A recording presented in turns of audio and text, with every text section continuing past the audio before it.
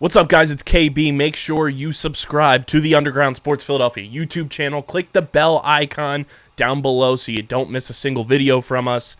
And thanks for tuning in to another video from Underground Sports Philadelphia. Now let's get into it. Philadelphia, baby, you're gonna love it. Best sports fans in the world. Actually, the worst, but that's what makes them the best. What is going on, everybody? Welcome into episode number 632 of Underground Sports Philadelphia, presented by the city of Vineland. And we're fucking live. We're live again. It's been a while since we've done one of these live. I know that's the norm, but life and things happen where we haven't been able to do it live. But guess what? Okay, we'll do it live. We're live on Twitter, Facebook, and Twitch, and the video version of this will be up tomorrow on the YouTube. But what up, everybody? We are here. It's KB coming at you from Underground Studios, and joining me, as he has been, and filling in admirably, as I mentioned, on episode number 630 of Underground Sports Philadelphia, which you should totally go listen to because I was absolutely tired and delirious and got vulnerable and opened up about everything with Underground Sports and how we're not going anywhere. No. It's the host with the most and the people's champ, Mr. Patty Pitts. Oh, what's poppin'? KB, all my underground peeps. It's good to be back. Good to be back. We got some playoff sports on the television. We're putting away the nonsense for now because we got to talk about all the nonsense going on in Philly. We got a lot going on. We got a lot going on here, and some good, some bad, some in between, and we'll talk all about it. But before we do, make sure you guys are following us on the socials at Underground PHI on Twitter, Instagram, TikTok, Threads, Facebook.com/Underground Sports PHI, Twitch.tv/Underground Sports PHI. And since we haven't mentioned this on a live show, since we haven't been live since we made the account, we are on LinkedIn.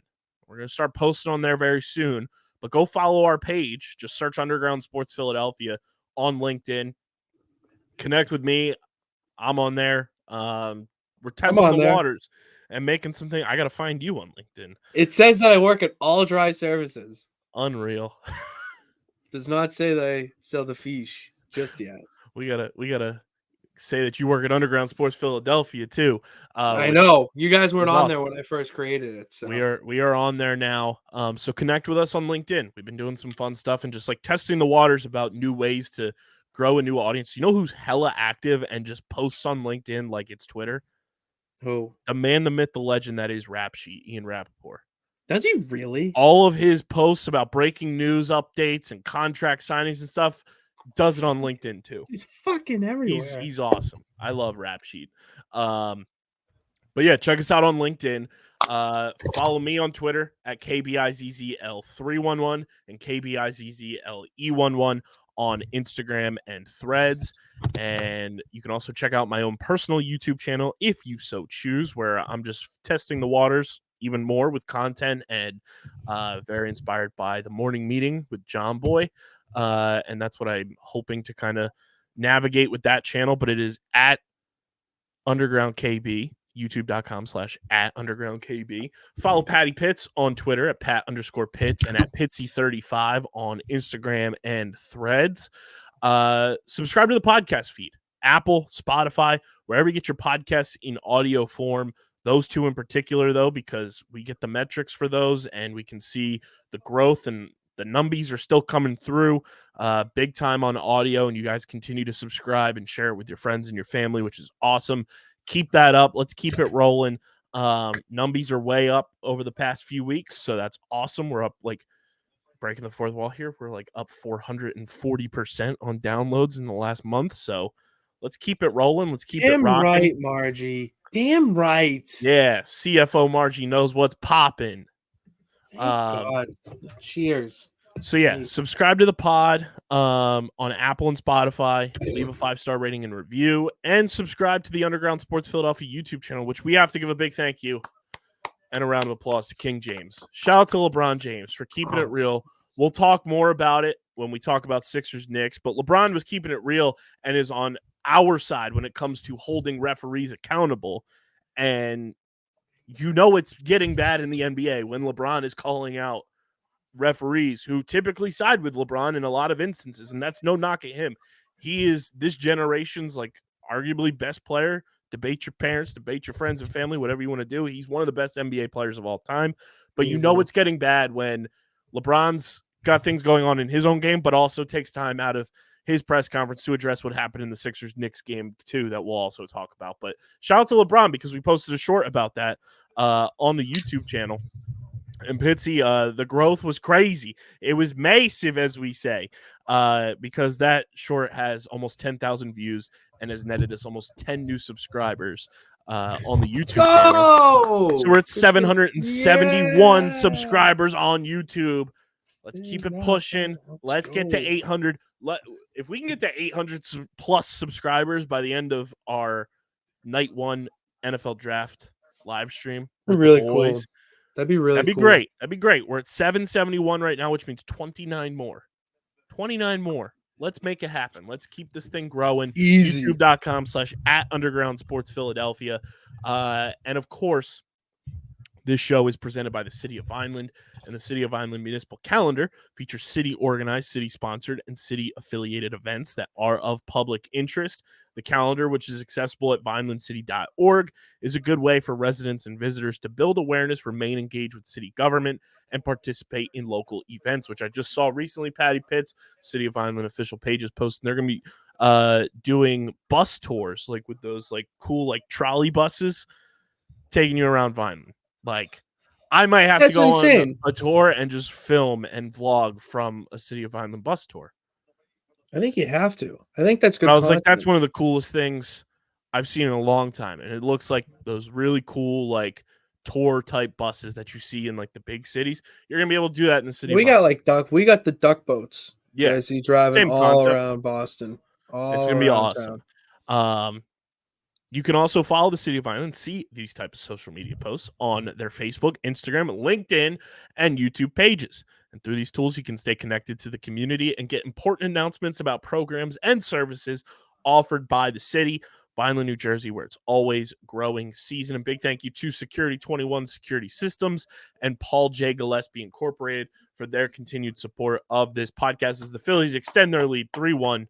Johan Rojas. Joe Rowe coming up big. Let's fucking go, boys. We'll start off with the Fighting Phils because they are on the television right now and in game 3 of their 4-game series against the Cincinnati Reds. And it is all brought to you by our awesome merch partners at PHI Apparel Company. Best merch in the game. Pitsy, you said we got to put CFO Margie's line on a shirt. We're going for it. Oh my God. We're going for it, baby. That was a line of the year, dude. If there's one sentence to sum up what the Phillies are doing this year, we're going for it. We're going for it, baby. Like, we're going for it. And I already pictured what the shirt would look like. You got to take the old school. You got 2 styles, but either both styles of it. You do the vintage like 1980s Phillies and then the current, but you flip the P upside down and make it a B for the baby. Like we're going for it, baby, and then it's the upside down ball. I know ball. That's just go to CFO Margie because the people were loving it. Dude, that clip was awesome. That was just so wholesome. We're gonna be doing that at every game for the season tickets that we go to, or any game in general. Dude, we need the CFO's opinion more often. I think we're gonna call it 329 thoughts. I think we're gonna call it 329 thoughts or thoughts from the 329, which is the section that we're in. I figured 329 was that. We'll have to see. We'll have to see what the people. We got to get that merch made with PHI Apparel Company. They are the best, from shirts and hoodies and Philly-centric merch across the board. They're the go-to. If you want to stand out in the crowd like Pitsy and I do when we're rocking our underground hoodie that has a nice little hidden gem of the city of Philadelphia in it, cough, cough, graffiti pier, go to phiapparel.co. And when you fill up your cart with everything that you need so you can be styling and profiling, use code UNDERGROUND for 10% off your merch orders. Most effective and direct way to support everything we're doing here at Underground Sports Philadelphia. So go to get your merch, phiapparel.co, code UNDERGROUND, 10% off your order. The Fightins, Their win streak came to a close at 7 games. They won the first game of the series against the Reds, dropped Tuesday's game 7-1, something like that. They got smashed. But I tweeted this, and I'll reiterate it. I'm fine with that loss. Like, it happens. It's baseball. It's a 162-game season. You're not going to win them all. Things are going to happen. Baseball is one of those weird sports that, one little, mishap leads to, a game of runs, and you aren't going to win every single game. I'm fine getting a loss out of the way. And that just means you go on a new win streak, which the Phillies are hopefully on their way to starting by winning tonight. I'm still wildly optimistic about this team, and I love how everyone tonight, as we're live and recording this on Wednesday, is freaking out about the lineup that is in place because Rob Thompson gets paid the big bucks to make the lineup. Well, when you're facing a guy who Pitsy, right-handed batters OPS, their on-base plus slugging percentage, is close to or over 900. I think it's like 895 versus what it is against left-handers, which is about like 460. Like, that's not good compared to what the other one is. No. So Rob Thompson decided to load the lineup tonight with right-handed batters. So Brandon Marsh and Bryson Stott not playing, and you guys know we are daycare enthusiasts. I'm wearing the daycare shirt right now. We love Brandon Marsh here. Obviously. We love Marsh. We love Stott. We love Alec Boehm. But as you said, it's a 162-game season. They're not going. You don't need. And everyone's freaking out because they benched Marsh yesterday, and he's not playing tonight as a starter. Right now, the Phillies lead 3-1 in the top of the 6th inning with 2 runners on base with Kyle Schwarber and an 0-2 count as I'm live broadcasting the game for you. They're winning 3-1. Like, maybe, just maybe, Rob Thompson and maybe those players that are in the lineup right now, maybe Christian Pache and Johan Rojas, who has been hitting the cover off the ball over the last almost month. Maybe Whit Merrifield, Edmundo Sosa. Sure, those are your bench guys. And on the surface, that looks like you're throwing the game, like you're deploying a bench game, and you're not in it to win it. But maybe Rob Thompson kind of knows what he's doing and loads the lineup with right-handed batters so that you can attack a guy who is not good against right-handed hitting. Yeah, and we also have to keep in mind what month it is. I mean, it's April. It's April 24th as we record it. 4/24/24. What a date. That's a crazy date. A lot of 4s. And because of that, it's not the end of the world if a guy gets benched this early. And this is what managers are going to. No, that's the thing. They're going to they're just going to fiddle around with lineups at this part of the season because you can. It's not that the games don't mean anything, but in the grand scheme of things, this is the time period where you can mix and match different players and lineups based on numbers and based on, different stats like that. It's not that big of a deal, for what you're saying on Twitter. I don't follow that many Philly accounts, obviously, the Boston guy, but the Philly accounts I do, you were the only one that was saying that it was, quote tweeting it, a tweet saying it was the end of the world if they lost. You're like, why are we crying like the skies are falling? And I couldn't agree more. It's April. Baseball matters. The Phillies are off to one of their best starts in franchise history. Yeah, didn't they sweep? They got their first road sweep, and I remember that stat. I heard it on the radio. We swept the Rockies, we swept the White Sox, and we are off to one of the greatest starts in franchise history. Mind you, anyone who lives under a rock, this Phillies franchise has been around since 1883. This is one of the best starts in franchise history, and it's the best start since 1983, which, may I remind you, it didn't end the way we wanted, but the Phillies went to the World Series in 1983. So, dude, it's like but like every other start that is like this good, the Phillies went on to have a successful season for the most part. Exactly. Like, you should not be complaining about how the Phillies are doing in April in terms of win-loss and feeling down on them. You should be over the moon right now if you're a Phillies fan with how they're playing, how they're stringing together wins, and how goddamn good the pitching has been. Mm-hmm. Like, Tuesday night's game was a blip on the radar, and I agree with what Tom McCarthy and Ruben Amaro Jr. were saying. Like Christopher Sanchez, he's not great against speedy base runners. Guys go out and try to get steals on him because he's not quick to throw over to first. He's not quick to pick off a base runner. I get it. But it did feel like Christopher Sanchez kind of let that dictate his mechanics and his momentum last night. And he was way too worried about the guys on base rather than getting the guys in front of him out. So that's kind of what led to the goofy night that you had, and you end up getting mollywopped by the Reds. It's fine. Go out, bounce back. Spencer Turnbull pitched another phenomenal outing tonight, 5 innings of 1-run baseball. Let the bullpen go out there, finish this game strong, and now you're up 2-1 in this series and have a chance to win it going away to the West Coast on Thursday afternoon. Yeah, it's sounds fun to me.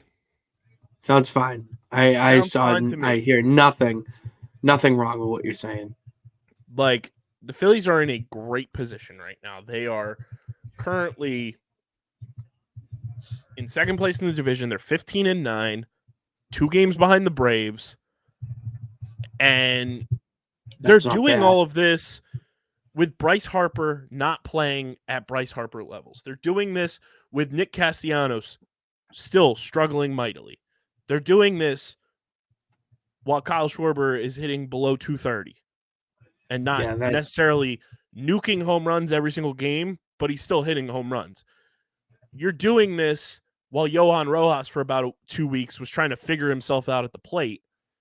And you're doing this with JT Realmuto still not hitting all that great. Yeah, the bats are going to. The bats 15-9. You've scored 104 runs on the year. You have a positive run differential. You're 10-6 at home this season. You're 5-3 on the road. So you're above 500 both at home and on the road. Everything's going to be fine. They're playing well against the bad teams, which is also what matters. Yeah. And they're pitching phenomenally. Like, see, that's ride the wave of the great pitching. Yeah, that's what really matters. If you aren't starting off the season with good pitching, that's a deep hole to come back from. Then lock up your guys that you can rely on this early. That shows a whole lot more confidence. Like, the most wins in Major League Baseball right now is the Guardians with 17, and the Phillies are two wins behind that. It's not bad. Not bad.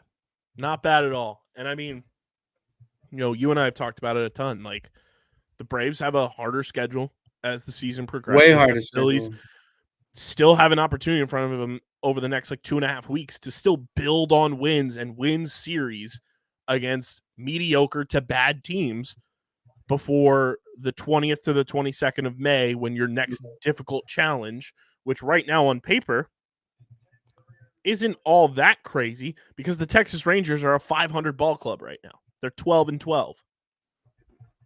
Wow. I didn't know that.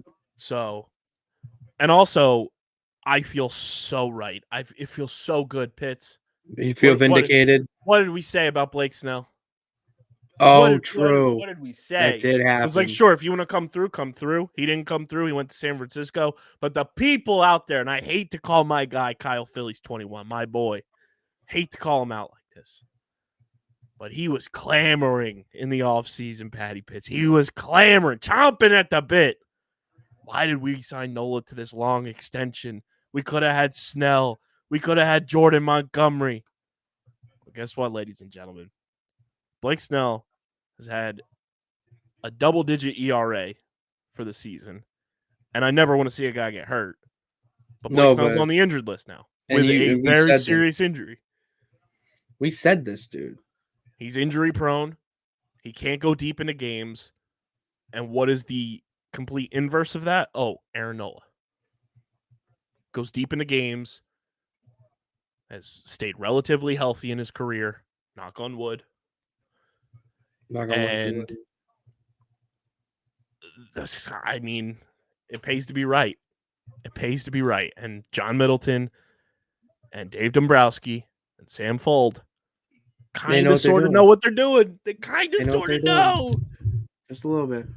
I got to bring this up to you because you and I both love going down like the rabbit holes of trades of sports leagues past.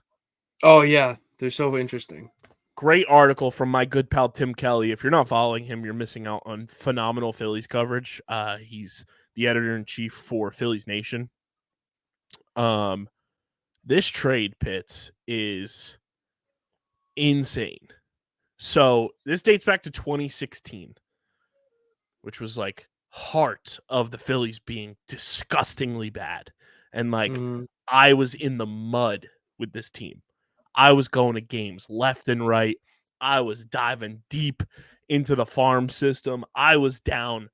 Oh yeah, okay. Bad, like cataclysmically. This is pre-podcast, obviously, because we didn't start podcasting until 2018. So the Phillies, and I'll link this article in the description for everyone to read because it's so fun to go down these rabbit holes. The Phillies nearly acquired Josh Naylor in 2016. He plays for the Cleveland Guardians, first baseman, power hitter. He's having a phenomenal year so far for the Guardians. It might have drastically changed their future. So once upon a time, the Phillies nearly acquired Josh Naylor as a prospect. Had they had done so, it might have drastically altered the future of the team. Right now, Josh Naylor, he's 26 years old. He's slashing 321, 387, 605 with 6 home runs, 20 RBI, and a 992 OPS.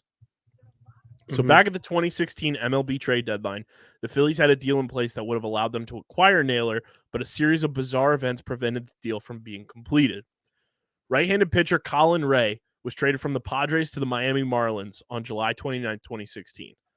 Ray was dealt along with right-handed pitchers Andrew Cashner and Tayron Guerrero for Josh Naylor and right-handed pitchers Jared Cosart, Carter Capps, and Luis Castillo. When Ray suffered an elbow injury in his first start, things hit the fan, leaving the Marlins enraged at San Diego general manager AJ. I remember this like clear as day, too. Was pissed at the Padres GM, AJ Preller. Padres made right. They accepted an injured Colin Ray back less than a week after acquiring him for Castillo, who had gone on to become one of the better pitchers in baseball. He pitches for Seattle right now, and he's So if the Marlins had been able to undo their entire deal, which was on the table at the time when this was all going down, it would have required them sending both Colin Ray, Cashner, and two additions to their starting rotation to the Padres. That would have left them scrambling for starting pitching depth behind the late Jose Fernandez. According to Rosenthal, their plan, if the original trade was undone, was to deal Josh Naylor to the Phillies for right-handed pitcher Jeremy Hellickson. When the Naylor trade didn't go through, the Phillies held on to Hellickson. And in 2016, he was great for the Phillies. He had a 3.71 ERA, a 3.98 FIP, over 189 innings. And the next offseason, they extended the qualifying offer to him. He accepted it, so he's back in 2017. He wasn't that great in 2017 because he had a 4.73 ERA, a 5.51 FIP in 112 and a third innings for the Phillies in 2017 before the Phillies traded him to the Baltimore Orioles in exchange for outfielder Hyun-Soo Kim and minor league lefty Garrett Clevenger. Remember the name Garrett Clevenger. Okay. Hyun-Soo Kim played in 40 games for the Phillies in 2017. Mud year for the Phillies. 2017 was all-time year of just like sickos. Before returning to South Korea, where he still plays in the KBO. Clevenger was traded to the Dodgers in December of 2020, which I was like, fuck, if the Dodgers want a guy, like, you're fucking up. God damn it. But Clevenger was traded to the Dodgers in 2020 as part of a 3-team trade. That was the first trade Dave Dombrowski made as the president of baseball operations for the Phillies. Part of a 3-team trade that allowed the Phillies to acquire a nice little reliever from the Tampa Bay Rays by the name of Jose Alvarado. Oh. So thinking about all of this, too, if Josh Naylor comes to the Phillies, who came up from the minor leagues at about the same time as Rhys Hoskins, would Josh Naylor's career have lasted long enough in the Phillies organization to become what he is now in Cleveland? Probably not, because Rhys Hoskins was here doing his thing, and now as a homegrown guy, they're going to use Rhys Hoskins. Hellickson would have joined a Marlins rotation and a Marlins team in 2016, Patty Pitts, that still had the following players: Giancarlo Stanton, Christian Yelich, Marcell Ozuna, and JT Realmuto. Miami ended up finishing 79-83 in 2016. With the final days of their season, obviously, Jose Fernandez passed away late that season, so things got rocked there. Hellickson's addition as a rental in 2016 likely wouldn't have changed the eventual trades that saw the Marlins send away Stanton, Yelich, Ozuna, and Realmuto. But there's an interesting butterfly effect debate that makes you wonder whether one player being different for the Marlins in 2016 could have changed the course of their entire franchise. That's what I'm like, dude. All these names that you said, the one takeaway is just the butterfly effect of how different things could have been if because then one of those obviously in guys- 2019 the Phillies went on to acquire JT Realmuto. That's what I'm trade. saying. Like that's like for Realmuto to be part of the Marlins, like what he could have stayed if the Marlins were a little bit better because of like one guy could have turned their season. Like he could have went so like there's so many different twists and turns. That's why I love going back and looking at these things. And then you trade Clevenger to the Dodgers, which allows you to acquire Jose Alvarado, who has been an anchor in that bullpen since. I know the name Jose Alvarado because he's the Grizzly Bear. Yeah, I know that name. He's fucking fat, bro. He's big. He's the best. I love Jose Alvarado. Like in the City Connect promos, like Jose Alvarado is one of the 5 guys who were in the promo video in the City Connect jerseys. Like he's a face of this team now. Exactly. And the fact that little moment in time happened spurned so many different like webs of what if that I love that shit. Like, remind me I got to tell you something off pod because I don't want to disclose it to the listeners and have somebody steal our idea. Okay. But how crazy is that? That like one little 2016 mishap with a guy's elbow injury affected multiple franchises and the course of history for where the Phillies are now. That's why sports are so awesome. Like, because just something so little like that has such a ripple effect that years later you look back like, how did that happen? Like, if we just knew that little thing, you wouldn't have known. It's just wild. And speaking of which, as we record this on Wednesday, the 24th, is the 2-year anniversary of Kyle Schwarber going absolutely ballistic on Angel Hernandez on Sunday Night Baseball. That I am genuinely in the belief that changed the course of history for this current iteration of the Philadelphia Phillies. That moment in time. You do believe it. Because Kyle Schwarber, rightfully so, lost his mind on Angel Hernandez on a terrible call that ended a game against the Brewers that the Phillies lost 1-0. That game happens. Mhm. Andrew McCutchen is on as the post-game interview with Scott Van Pelt and voices his opinion about how we need to be better across the board with umpiring and officiating, and does that on the worldwide leader. But from that game, like, it shout out to my boy Brian too. He brought this back in my mind, and as I watched the clip, as Kyle Schwarber is like losing his shit on Angel Hernandez, Joe Girardi is nowhere in sight. Nowhere in sight, defending his guy, coming to his defense, allowing himself to take the fall in this whole situation. Granted, the game was over, but still. I think that moment opened the eyes to Dave Dombrowski and the entire Phillies ownership, front office, to say Joe Girardi's not our guy. Yeah, if you're not sticking up for your guys during a big blowout, that speaks volumes. And Girardi was fired about a month later, and the Phillies went on to go to the World Series in 2022. Yeah, that was a shock. I'm not saying like that was the immediate cause, but I think that moment showed a lot of things to the Phillies front office, and I think it showed a lot of things to the Phillies clubhouse, because that was Schwarber's first year on the team. I think that showcased like this guy wants to like really like be a part of something special and win here, and like showed off Kyle Schwarber's like leadership skills to like say, hey, I'm going to take one for the team and call this guy out for costing us a game here. And I think that showcased to the entire clubhouse that like he might be new here, but like he's going to be a leader for this team, to which he's effectively the unofficial captain or one of the unofficial captains of the Phillies. Kyle Schwarber, when you think Phillies baseball right now, like he is one of the faces of the Phillies. Yeah, and I think that game helped like launch that into not only like diehard fans like brains, but even the casual fan who saw that. It's like, oh, I like Kyle Schwarber. Like he's gritty. He's going to stand up for, this team, this city against bad calls and, go to bat for this team. No pun intended, whether it's good, bad, or ugly. And, the Philly City Connect jersey hype video showcased an angle of that film from 2 years ago that the Phillies they just had in their back pocket as a little treat for everybody. And it's like they've been holding on to this camera angle for 2 years and we haven't seen it. It's great.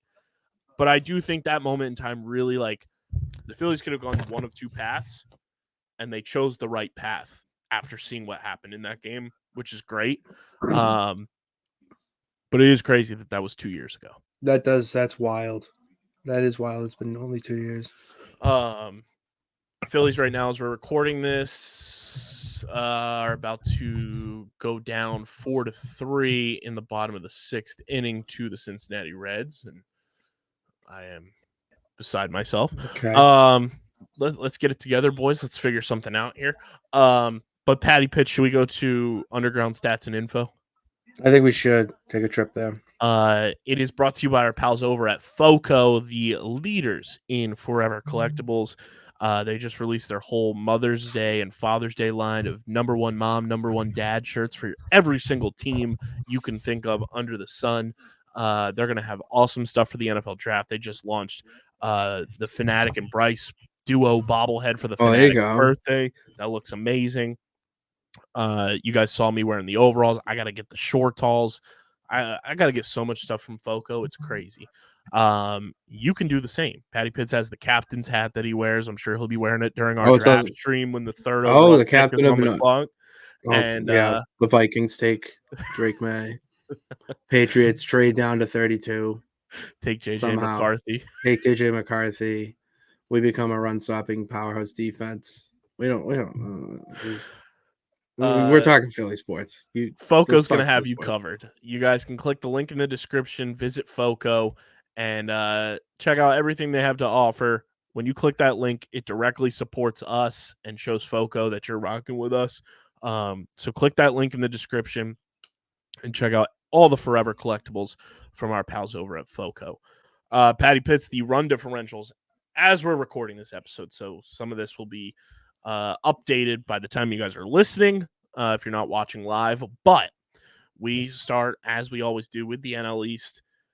The 16-6 Atlanta Braves are 8-2 in their last 10. They are leading the way in the NL East with run differential. What do you have their run differential at? 18. They are at a plus 43. I was so far off. Wow. Okay. Then we go to our Philadelphia Phillies, who right now have a -2 run differential in their ongoing game. But we're going to go with the stats that are live. They are 15-9. They have scored 104 runs on the year. They are in the positive. Is it more than what I said already? It is less than what you said already. All right. I'm going to go plus 13. Very, very close. It's plus 11. Oh, it was my first. Okay. Plus 11. Then we go to the Lowell New York Mets, who are 13-11 somehow. They are 7-3 in their last 10. They've scored 113 runs, which is the second most in the division. What do you have their run differential at? Plus 7. They're at plus 10. Plus 10. Okay. Then we go to the stolen franchise, the pesky Washington Nationals. They're 10-12. They have scored the fewest runs in the division at 81. What do you have their run differential at? Plus 3. They're at negative 12. Yeah, I knew they were in the negatives. Negative 12. Giving up 93 runs, which is the same amount the Phillies have given up. Then we go to the 6-19 Miami Marlins, who are 3-7 in their last 10. They've scored 85 runs on the year, more than the Nationals. But they are in the basement. What do you have their run differential at? -22. They are at -46. God damn it. I was not close at all tonight. Jeez. Looking around the rest of baseball, the Brewers, Cubs, Reds all in the positives at +32, +23, and +21 respectively. The Pittsburgh Pirates are even Steven, ±0 in their run differential category. And the St. Louis Cardinals are at a whopping -26. And then we go to the NL West. The Dodgers at +18. The Padres at +7. The 12-14 Arizona Diamondbacks at a +35. And then the 12-14 San Francisco Giants, the duality of team, are at a -20. And then the 6-18 Colorado Rockies have given up the most runs in all of baseball, ? Yes. Given up 142 runs so far, Pitch. Jesus Christ, we're in April. We are. They're going to hit 200 before the end of the month. They could hit 200 by the end of the month. I think they could very easily. And they are at a -54 run differential. They've scored 88 runs, surrendered 142. Dude, just give up. Like, come on. Pack it in. We go to the American League. The Orioles, the Yankees, and the Red Sox all in the positives at +29, +20, and +15 across the board, respectively. The Blue Jays at -12, even though they're 13-11. And then the 12-13 Tampa Bay Rays at -26. Good.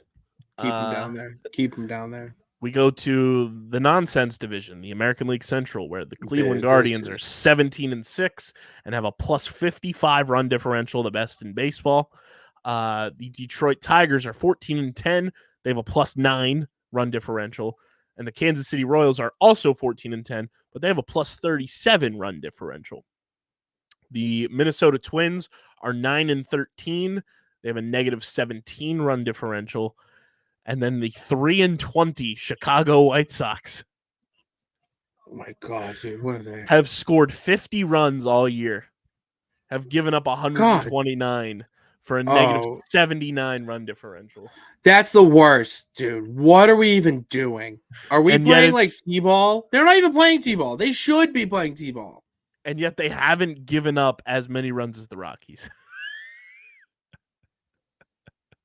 They've just scored fewer. No, that's just nonsense. Straight up. That's who's worse. Do they play each other soon? I hope so. Oh man, I don't even know what to bet. Do you bet the over for stupidity or do you bet the under because no team can hit? You want to know the best thing? Shout out to my boy Nick Picone. He tweets out highlight clips of the Phillies and every Philly sports team, but puts the radio broadcast over top of it. So you can hear how it lines up if you're listening to the radio. He posted one of Scott Fransky calling Kyle Schwarber running to home.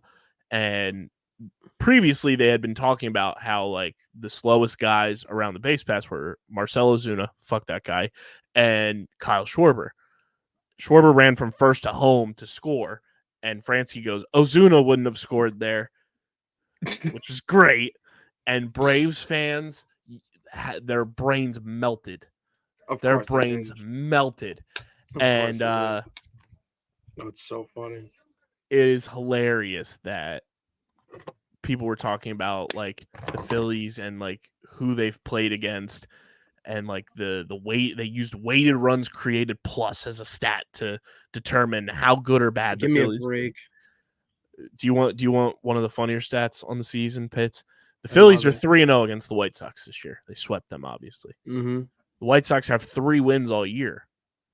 One of their 3 wins is against the Atlanta Braves. Yes. Fuck the Braves.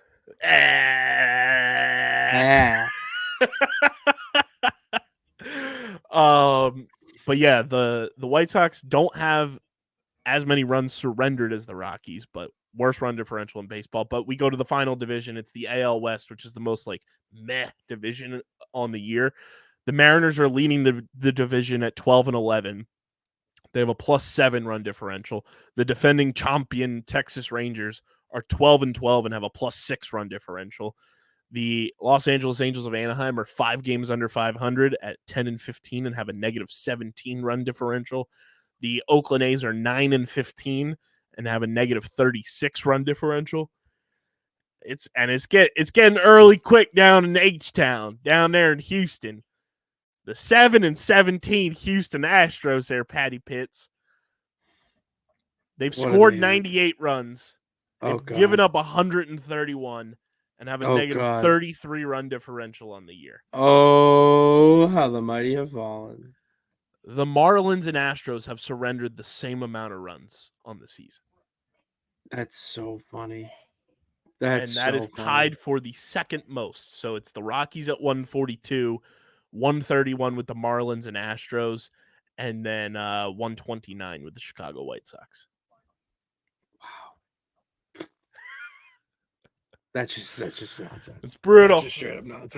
It's brutal on these streets. It's getting early quick, but you know what's even crazier is that sports books across the board still have the Astros not at plus money to make the playoffs. It's still negative odds. They know something. The Astros have voodoo magic. They do. They have voodoo magic. Shall we check in on the Platinum Plunk? Yes, I think we should. We will check in on the Platinum Plunk, which if you're new here, if you're watching live for the first time, Pitsy and I determined this season to make it even more fun to follow along with baseball. We are going to keep track of the hit by pitch category in Major League Baseball and with the Philadelphia Phillies. And with baseball, it's going to be from an individual standpoint, player hit by the most pitches, and the team who racks up the most hit by pitches, which right now, Patty Pitts, last time we checked, it was those Cleveland Guardians who... Yeah, last time we did check, they had 12, team right? leader, they had 18, I think, was their number. It has gone up again. The Guardians are at 21 hit by pitches. Jesus, dude. As a team. They are almost averaging 1 hit by pitch per day in the month of April. That's so fucking wild. That is so wild. Dude, like, what do they got, a fucking magnet attached? League average is 10. Yeah, that's the average. They're double the average. That's insane. Double the average. They're at 21. Dude, we're on to something. The Twins are That's at 17. insane. The Cardinals are at 15. The Mets and Rays are at 13. The Rockies and Tigers and Blue Jays are all at 12, as are the Nationals. The Diamondbacks, Braves, Red Sox, Angels all at 11, and then the Reds and Mariners are league average at 10. And the Philadelphia Phillies are now on the board with 2. It's no longer 1. Good. Who was the guy who it was only one person? So it was, I'm going to see here. Let's see by team. Let's scroll down to Philadelphia.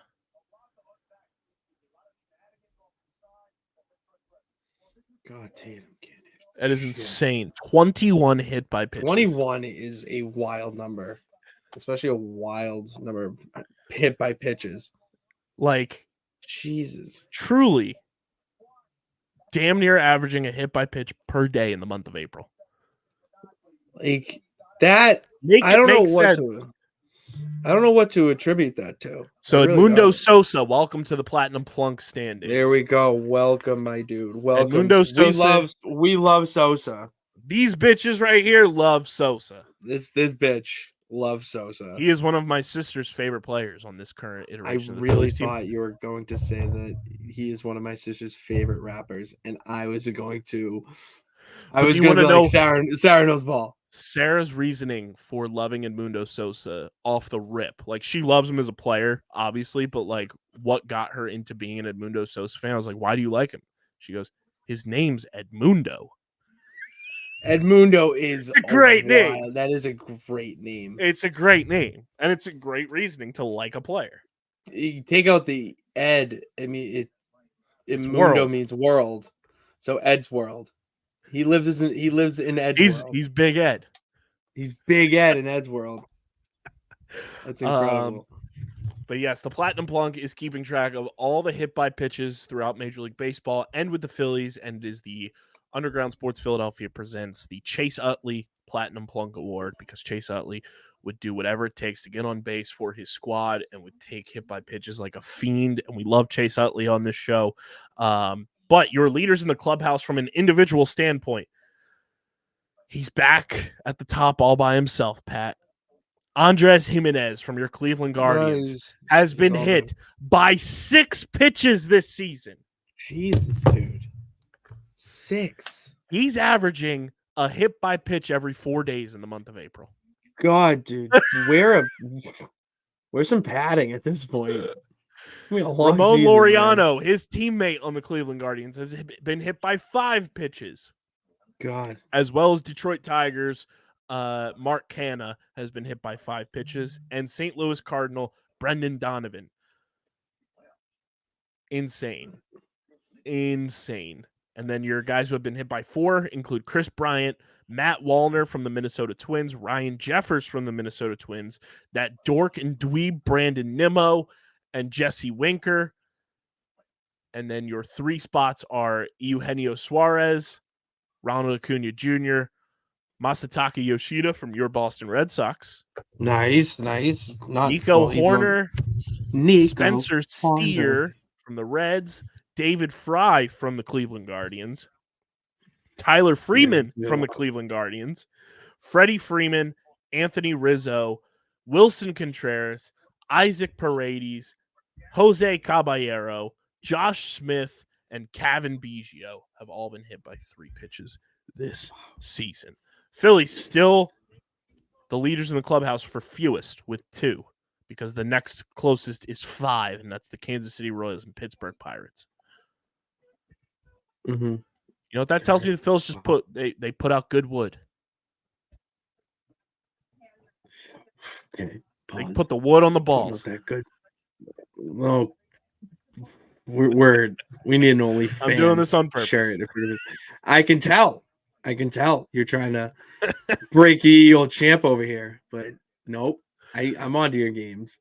Speaking of which, Edmundo Sosa is currently up to bat right now, and the Phillies are trailing only 5-4 now. See, so come on, Edmundo, let's go. Lifts one in the air, goes foul. But yeah, Andres Jimenez, I feel like he's got that sicko dog in him where he's just like, yeah, he's like the Joker. Hit me. I love that one. We're going to put graphics out every month, I think, for individual leader, individual Philly, and then team for the Platinum Plunk. Crazy stuff. This is so fun to keep track of. It's one of I do like that we're keeping track of this because it's a very niche. I also thought of another one that maybe in the future we can add to Underground Stats and Info with run differential and hit by pitch is manager ejections. Oh, dude, the Aaron Boone one is hilarious. Unreal. And like, talk about shit I'm paying. I know you probably don't like Aaron Boone just from his playing days. I genuinely the Red Sox fan is not a Aaron Boone guy. Made me cry through the San Francisco hotel. No, he's on my top favorite list. Fuck Aaron Boone. But you know what? I genuinely like Aaron Boone, the manager. I don't like him. You're not going to get me. I know you have a different perspective, but like just as a casual outsider observer, I think Aaron Boone is very entertaining and a very good manager in a lot of aspects. But the fact that he got thrown out like that, like the accountability from Major League Baseball needs to be thrown down on Hunter Wendelstead. Like what a coward really that guy is. That was the bad. 4th pitch of the game that happened. Yeah, dude. Nothing goes going. I gotta send you because obviously Booney does his weekly like media hit with John Boy now. Mm-hmm. So I gotta send you because he was on John Boy this week and they talked about it. It was crazy. I hate him so much. I hate him with such a passion. That's what happens when you piss off the champ. But that's just what happens. Did you know Aaron Boone's dad played for the Phillies? Did not. Bob Boone. I like his brother Brett more. So but yeah, insane. Speaking of refs and speaking of officials, before we go to the hardwood, let's talk about Kenwood. Our pals at Kenwood Beer, the official beer partner of Underground Sports Philadelphia. It's a refreshing light beer, just 4.1% ABV, only 120 calories, and just 8 grams of carbs. You'll probably need to responsibly consume a ton of Kenwood beer during this Sixers-Knicks series because it's been a death sentence for a lot of people. Parody. And you can go to kenwoodbeer.com and use the Kenny Finder to see who's got Kenwood beer on tap in the Philadelphia, Pittsburgh, Maryland, and New Jersey areas. I believe you can still get it at the Wells Fargo Center as well. As Brandon Marsh lifts one in the air and it dies at the track. That's a bummer. I believe you can still get it at the Wells Fargo Center. So if you're going to the Game 3 on Thursday, check it out, Kenwood Beer. You can also get it at your local liquor stores in those markets that I mentioned, and check out the Kenny storefront for the awesome pint glasses, great Kenwood Beer merch. It's kenwoodbeer.com. Must be 21 or older to do so. And, of course, please drink responsibly. Patty Pitts, Game 2 of Sixers-Knicks was the ultimate roller coaster of You guys went through it. And I genuinely don't know what it's going to take for sports leagues to finally hire officials and referees and umpires full-time. Because everyone complaining about refs and accountability and everything, I've done this song and dance for years. I've said it is crazy. I have a tweet that I constantly quote tweet and say, tapping the sign from a couple years ago, that it's crazy that referees and umps do not get held accountable for being bad at their jobs. Anybody in a field of work who fucks up as bad as refs and umps do, in a lot of cases, would be fired from their job. Or at least fined, suspended. Reprimanded, yes. Some sort of, accountability would be dished out. The reason I have come to the conclusion that it will never happen in the current state of officiating is because essentially officials are independent contractors that have a union, and they are not league employees. Until leagues decide to hire officials full-time, we're never going to see accountability placed on umpires and referees, which is a shame because what happened in that Sixers game on both ends, things that should have been called against the Sixers and a lot of things that should have been called against the Knicks, did not get called. A timeout that should have been granted to Nick Nurse did not get approved. And the fact that you have the official NBA account and the official New York Knicks account posting a video in fucking 9,000K showing Nick Nurse in the background calling for the timeout and Tyrese Maxey's jersey getting yanked on like it's tug of war by Jalen Brunson yanked. Is an absolute disgrace. There's so many things that should have been called in that game, and it was a clear home court advantage for the Knicks. And I am not one to full-on blame officiating for losses. Like, should the Sixers have made more free throws? They shot 72% from the line. Yes. Should Kyle Lowry have made both free throws with 40 seconds left in the game to go up 6 rather than 5? Yes. But that's not what happened. So you have to roll with the punches of what happened. And what happened down the line, where the NBA 2-minute report, which shout out to Shaquille O'Neal for keeping it real. What's the point of the 2-minute report in the NBA? Where you're going to say, oops, my bad, we fucked up, but nothing's going to come of it. Why even put it out there? Exactly. Yeah. It's like so trash. It's so bad. And it cost the Sixers a game that this series should easily be, at minimum, 1-1, if not 2-0 Sixers, if Embiid doesn't get hurt in that first game and goes out for that stretch. But bare minimum, it should be 1-1. And the referees towards the end of that game cost it. I saw a post that the Sixers can protest the game. And if the protest goes through, They replay the game from where the foul should have occurred, which is like the last 30 seconds. Is that, dude? Like, are we at that point, really? And there have only been 6 successful protests in 44 attempts in NBA history. So the Sixers can protest it all they want. It's not going to change a single thing. And it's just pathetic on the NBA's part. It's pathetic on the NBA officials for not being good at their jobs. Yeah. And now the Sixers find themselves in a 2-0 hole coming home to Philly, where I don't know. I'm at the point where like anything that happens to the Sixers now, like I'm numb to it. Like 2021 ruined me, and I genuinely just don't know. Like I tweeted during that game that the Sixers had to play in the play-in, and this is technically in the minds of the Sixers the second round, so we're probably going to lose.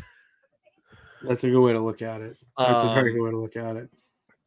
But then you have like the stupid shit going around, like the local radio station saying should the Wells Fargo Center take down Villanova's championship banners in the Wells Fargo Center for Thursday's game against the Knicks.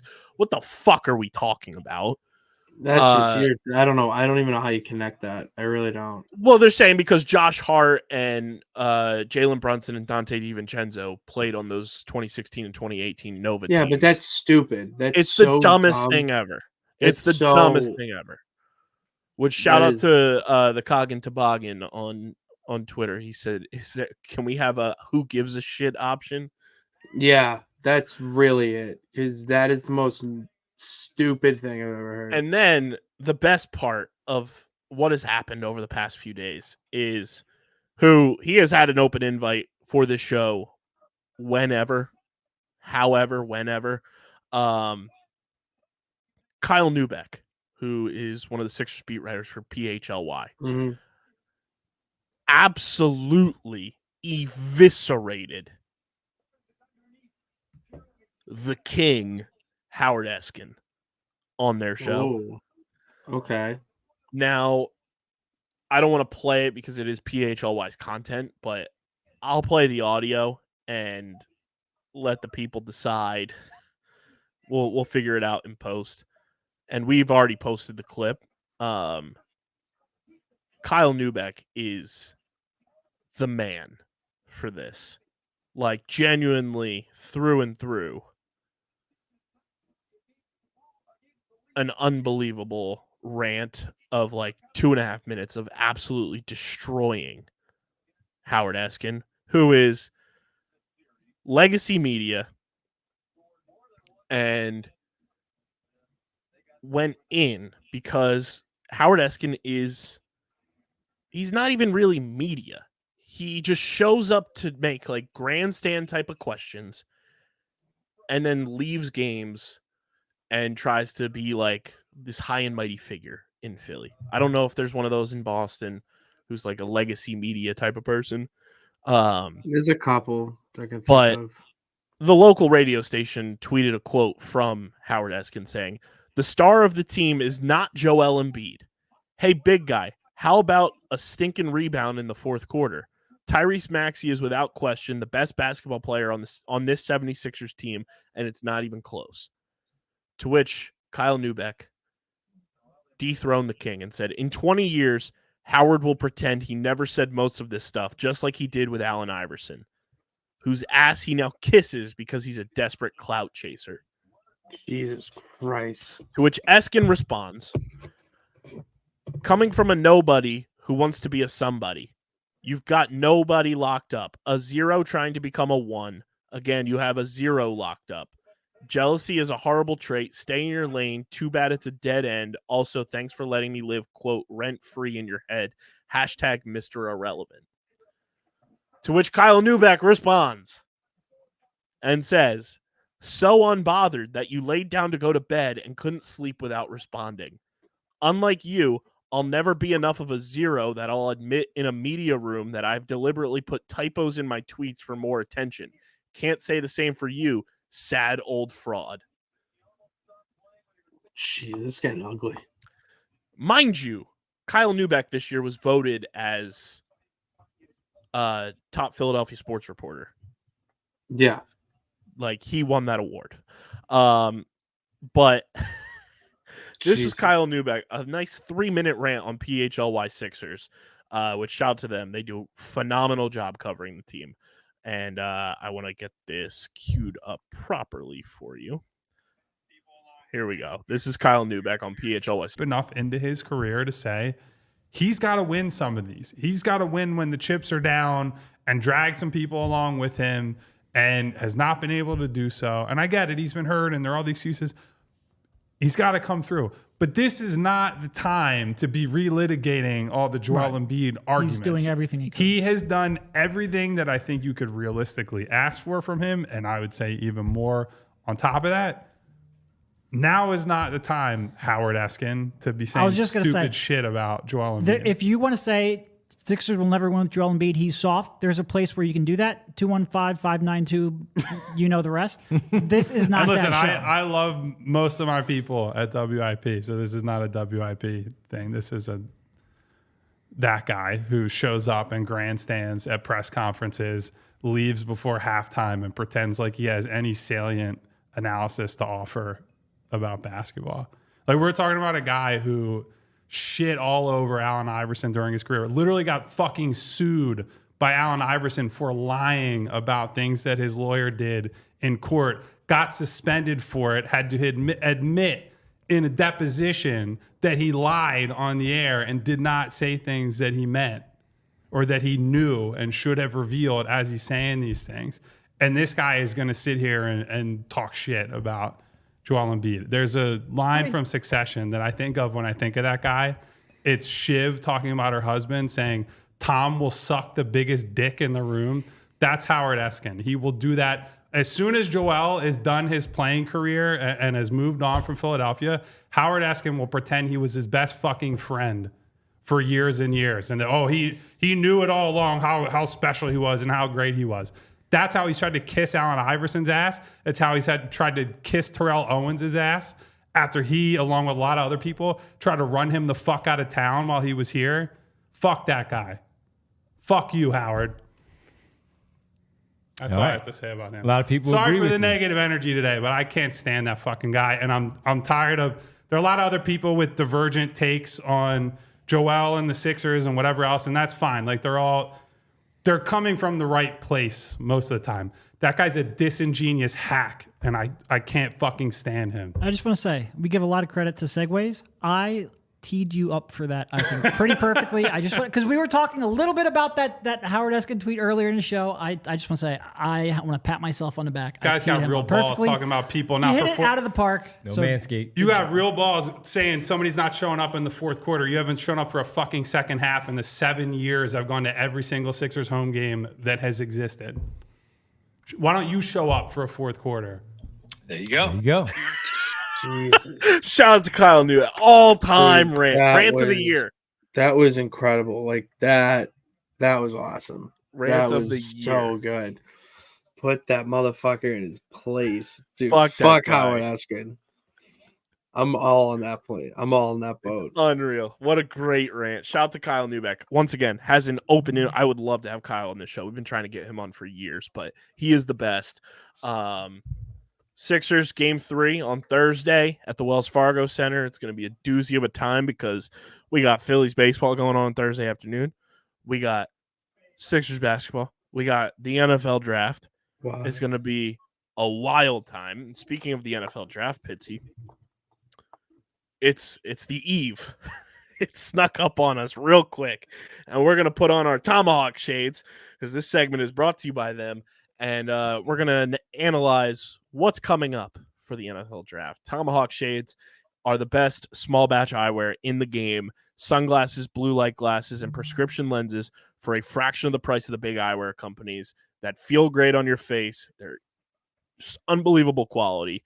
And they've been rocking with us for years now. And they simply just deliver on every single piece that they put out on their website, in the app. Tomahawk Shades has you covered. We're wearing our blue light glasses all the time when we're editing, our sunglasses when we're outside. If you need prescription lenses, they got you covered. Go to tomahawkshades.com or download the Tomahawk Shades app in the App Store, Google Play Store, which right now, they're all new Brixton classes selling out fast. But if you download the app, get a pair of the Brixton sunglasses, you can get 50% off your first order with code BRIX, code BRIX on the Brixton class for 50% off in the Tomahawk Shades app. And at any time, you can use code USP at tomahawkshades.com or in the app and get 25% off your entire order. Use that code.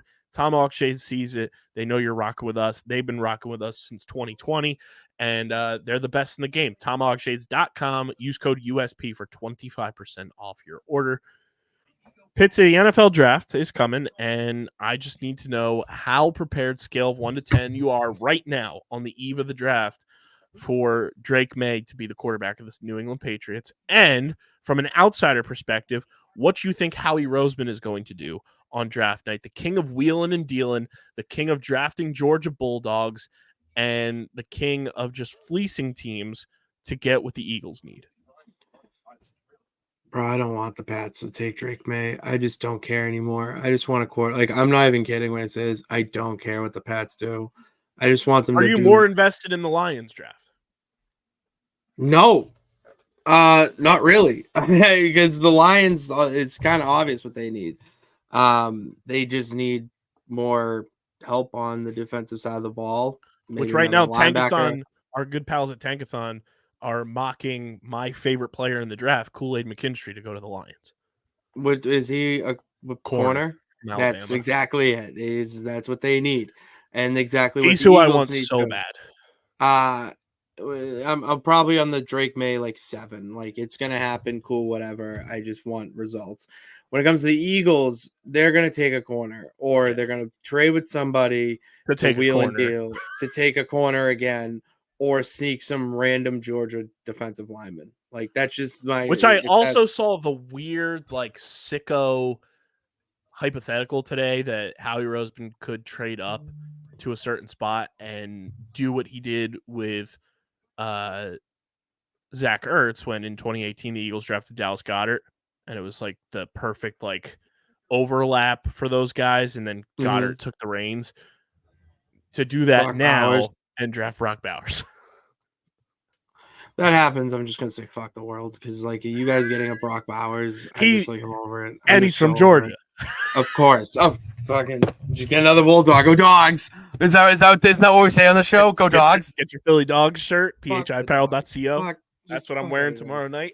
Exactly. Just fuck everything. Patriots are gonna trade down to 20-something and get JJ McCarthy. The Eagles are going to take JJ still currently mocked to go to the Giants, which I can't wait to see Steve's reaction. Dude, oh my god. You think you got it bad? Yeah, at least Drake May has upside. Yeah, Drake May has upside, which is fine. I McCarthy. love to see the Giants perish and any fan of a New York sports team perish. It's really fun to me. So anytime that happens, which right now the current way that the corners are flowing off the Tankathon board right now, this is without any trades. They have number 11, the Vikings, taking Quinion Mitchell from Toledo. That's the first corner off the board. Then they have Terrion Arnold from Alabama going 15 to the Colts. And then it's the Eagles at 22 taking Cooper DeJean from Iowa. And then it is Kool-Aid McKinstry to the Lions at 29. That's not bad. I like that. And then it's Nate Wiggins going to the Cardinals at 35, the corner from Clemson in the second round. And then 39 overall to the Panthers is Ennis Rakestraw Jr. Great name from Missouri.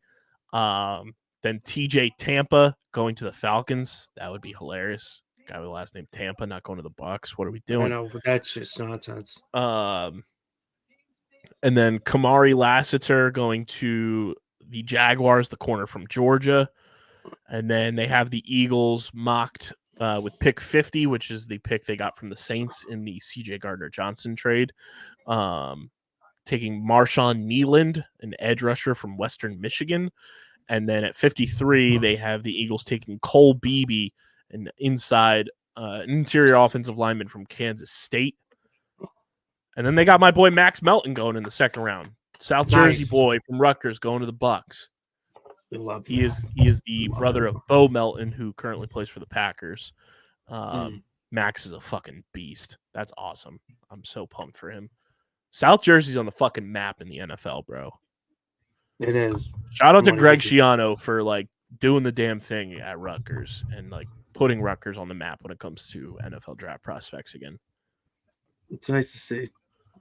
I'm just looking through the rest of the draft to see if there's any like all-name team guys that we should be paying attention to. There's a guy, his name is Chris Abrams Drain. He better hope he doesn't have any bad games because people are going to be saying, oh, down the drain. Go down the drain, Abrams goes. He can't. That's bad luck. I also need the Eagles to draft Jeremiah Trotter Jr. Oh, yeah. I need that. I don't care if they need to reach on him in the second round because right now he's mocked to go 89th to the Tampa Bay Buccaneers in the third round. Nah, I need Jeremiah Trotter Jr. on the Eagles. I'm in for it. But yeah, it's going to be an interesting night. We obviously will hopefully have DJ on board as well, which they currently have the Packers mocked to take Tyler Guyton, the offensive tackle from Oklahoma. It's a great pick. NFL draft's going to get crazy. Like Caleb Williams, shout out to our boy Gio, interviewed Caleb Williams today at the draft, and it showcased how cool of a person Caleb Williams is, in my opinion. And I'm a fan. I'm a fan of Caleb Williams. And once he goes, I think it'll be Jaden Daniels going to Washington, which I hate because I think Jaden Daniels is very fucking good. And then I think the draft really starts at 4. Because I think Drake May is an inevitable guy going to the Patriots. And then it's what happens with the Minnesota Vikings, like we talked about on the last episode. Yeah, how are they going to trade? They trade with the Cardinals to go up and get J.J. McCarthy or somebody of that ilk, which I think if the Giants take J.J. McCarthy, they're just fucking stupid. They're so dumb. They're so dumb if they do that. What we have known over the years, the Giants are just they would do stupid. it, though. They would do it. They would so do it. Also, the NFL, the big thing in the streets is these new jerseys. My God, is that Broncos jersey bad? They're all bad. They're all terrible. Broncos jersey bad. Texans bad. Terrible. Lions solid. No, Lions are the best one, hands down. Lions very solid. The white numbers was so perfect. Yeah. Who else did a jersey refresh? Browns, but like they were Browns is meh. Oh, the Jets bad. Jets always bad though. Always bad. Yeah, like they're just not good. They're not good at all. The Lions did the best. The only thing I had a gripe with the Lions was the helmet for the black uniform. I wasn't that big a fan of because I didn't like the black lion logo. I wish it was flipped. I wish it was a black helmet, blue lion. Oh, fair. I like that. Yeah, the black should be the dominant color. Because it's a blackout uni. I think it would look way cleaner. I think that's the only issue I had. But the Lions are solid. I love everyone also saying, speaking of the Eagles, that game 3, because the Sixers obviously have a bell ringer. That's like their pregame thing. It should be Saquon Barkley. Yeah. Against the Knicks. Jesus Christ. Really dig the sword into the New York fan base. Great. Some tidbits, Philly sports news. We're going to talk about it in depth on OTB this week, but the Wings announced that Paul Day is stepping down as head coach, but will be remaining with the team as the GM. Paul Day is the best. He has been unbelievable to us and to me just as a person, and I'm happy he's staying with the organization. I was going to be bummed if he was going to be gone. I think him having the humility to self-evaluate and say, I'm going to take something off of my plate and still be a part of this team and bring a championship to Philadelphia as the GM and allow a fresh perspective to come in from a coaching perspective side of things is super humble of him. But Paul Day is the best, and I think it's a nice move for him too because he's going to be the GM. He won't have to be in Philly every single week, so he'll get to spend more time at home with his son, and I think that's a huge thing for him as his son continues to get older. And new head coach search, number 1 overall pick. It's going to be fun. It's a fun time for the Wings. Flyers signed Ivan Fedotov to a 2-year contract extension. The big Ruski, the giant Russian goaltender that love big Russians, somehow escaped being in the Russian Navy and got to Philadelphia for the end of this season. Incredible. There's a picture of him, and I was like, oh, wow, I walk by that basketball hoop every Wings game. There's like a outside basketball hoop in the hallways in the like basement of the Wells Fargo Center, and he's like holding on to it and barely off the ground. Like, he's so tall. He's like 6'8". Jesus. He's huge. Signed to a 2-year contract extension. Yeah, it sucks that the Flyers missed out on the playoffs. Yeah, I'm watching the Bees right now. Up against the Leafs. They need to win because the Celtics just lost. So. Did you know that my good pal Jake Zimmer is the public address announcer for the Boston Bruins? I did not know that. He's also the PA announcer for the PLL, so that's how I know it. Oh, interesting. So yeah, that's all we got for you guys. We'll be live tomorrow night around like 7:45 Eastern time. We'll probably get the stream going for the NFL draft first round. Myself, Pitsy, Stevie Mac, and hopefully DJ. So definitely tune into that. Be sure to follow us on the socials at Underground PHI, Twitter, Instagram, TikTok, Threads, Facebook.com/UndergroundSportsPHI. Pitsy, I know you're about to piss your pants. I am. You can go piss your pants while you do your wrap up. Yeah, wrap it up. I won't end until you're back. No, that's great. I'm gonna. Yeah, you just. I gotta. Follow us on the socials at Underground PHI, Twitter, Instagram, TikTok, Threads, Facebook.com/UndergroundSportsPHI, Twitch.tv/UndergroundSportsPHI. Follow us on LinkedIn. Connect with us on there. You can follow me on Twitter at KBIZZL311 and KBIZZLU11 on Instagram and Threads. You can follow Pitsy on Twitter at Pat_Pits and on Instagram and Threads at Pitsy35. Subscribe to the podcast feed on Apple, Spotify, or wherever you get your podcasts in audio form. Those two in particular, though, really move the needle. It allows us to see more growth because we get the direct analytics for both of those. So keep subscribing on Apple and Spotify. Keep leaving 5-star reviews. It really does go a long way for helping us continue to hit new goals and allow us to do more awesome stuff with and for you guys. And of course, subscribe to the Underground Sports Philadelphia YouTube channel, youtube.com/@UndergroundSportsPhiladelphia. That is where you get full video episodes of every show on our network. You get this show twice a week on the YouTube channel. It is the place where all of our video content goes. We are currently at 771 subscribers on the YouTube channel. Let's get to 800 before the end of April. We got 6 days to hit that goal to get 29 more people to subscribe. Let's keep it rolling. So subscribe to the YouTube channel. Get your merch at phiapparel.co. Code Underground, 10% off your order. And of course, the show is presented by the City of Vineland. Whether you're a company looking to expand, relocate, or you're a new business startup, selecting the right location is critical to your success. Vineland, New Jersey offers both an affordable business location and an excellent quality of life. The city's economic development department is a one-stop source for moving your project through the development and approval process. And their goal is to make this process as smooth as possible and to provide the fastest turnaround times in the region. If you're considering potential locations for your operation, contact the Vineland Economic Development Team at 856-794-4100. That's 856-794-4100. Vineland, New Jersey, where it's always growing season. And big thank you to Security 21 Security Systems and Paul J. Gillespie Incorporated for their continued support of this podcast. This has been episode number 632 of Underground Sports Philadelphia. We will see you tomorrow night, or tonight if you're listening to this on Thursday, for round 1 of the NFL draft. reacting to all of our favorite teams' picks, especially the Birds. Go Phils. Let's go Sixers. Let's go Birds. And for Patty Pitts, I'm KB. Till next time, we're getting the heck up out of here. We will see you then. Peace.